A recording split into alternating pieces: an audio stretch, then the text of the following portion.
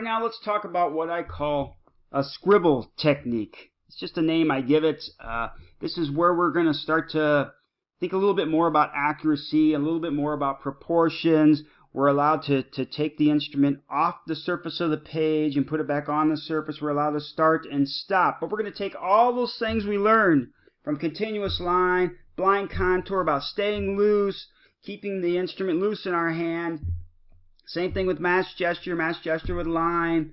All those things we learned, we're going to apply them. But now we're going to take a little bit more time, look a little bit harder, and start to think about accuracy and proportion a little bit. But we're not going to include sighting techniques just yet. We're still going to work from the gut. So when we do a scribble drawing, like we see in Rico LeBron's drawing over here, there's just capturing the essence of that form, quick capture of form. You're going to start to consider proportions and accuracy. You're starting to get a sense of those and where things fall within the drawing based on the object you're looking at. The drawing instrument is allowed to be to start and stop, be picked up off the surface, and you can look at the surface of your page. Make sure to look hard at your object and draw what you actually see, not what you think you see. That's a big thing. We have in our mind what certain things look like when we start just drawing what we think we're seeing instead of looking and looking and looking. So look a lot, draw a little. All right, then allow all the overlaps, gaps, and line to repeat. You see all these starts and stops. It's not perfect the first time through. We're not trying to be perfect. It's a scribble kind of drawing, and that's what we mean by scribble.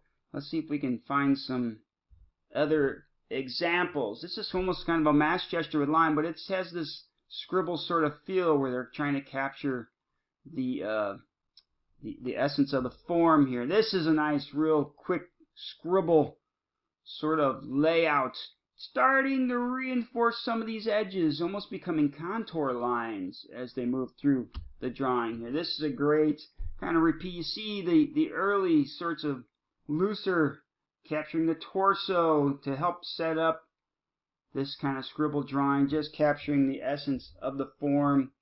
Added a little bit of value in here in a mass gesture sort of way, but again, this is just a simple scribble drawing, just capturing the essence of that form with very deliberate, confident line work.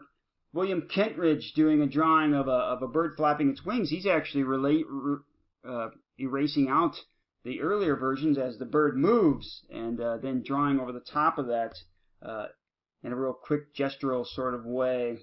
Here's a nice layout, scribble sort of drawing. These are from still life scribble type drawings, just capturing the essence of the form using charcoal. Same thing here. A little architectural sketch. You see loud corners to overlap, the lines repeated. I love how they've started to reinforce edges here in a contour line sort of way. Nice scribble line drawing here. Same thing here. Quick capturing of essence, allowing all the flaws to happen, just like in the continuous line, but now we can kind of start and stop and reinforce as we go along. Oh, that's kind of a mass gesture with some line there. These are great examples of scribble line drawing, where you're capturing the mass of it and the movement of that figure.